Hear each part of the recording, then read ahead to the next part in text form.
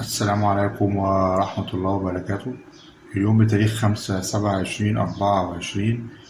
توفيت إلى رحمة الله لونا الشبل، هي مستشارة الرئيس السوري بعد حادثة سير.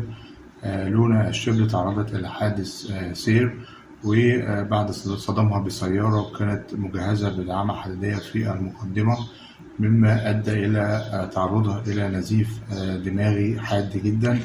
وهذا الحادث بعد ما تم عزلها من العلاقات العامة في القصر الجمهوري بسبب خلافات مع أسماء الأخرس. واستبعد بشار الأسد لونا الشبل من قائمة اللجنة المركزية لحزب البعث، وذلك خلال اجتماع اللجنة المركزية بقيادة بشار الأسد. وزوج لونا الشبل هو عمار الساعاتي، وده بيملك مع لونا الشبل المنتجع السياحي في سوتشي الروسية وعدد من الشركات الخاصة، وكان بيستعد للسفر إلى روسيا.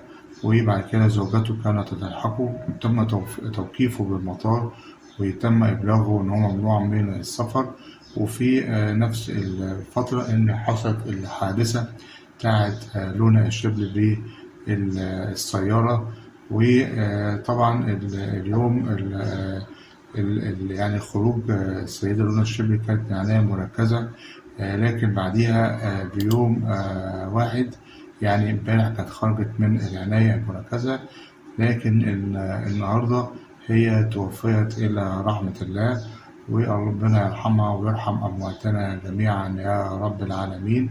ودي كانت يعني نبذة مختصرة إن وفاة لونا الشبل النهاردة، وهي مستشارة الرئيس السوري بشار الأسد، وذلك بعد أن تعرضها لحادث سير.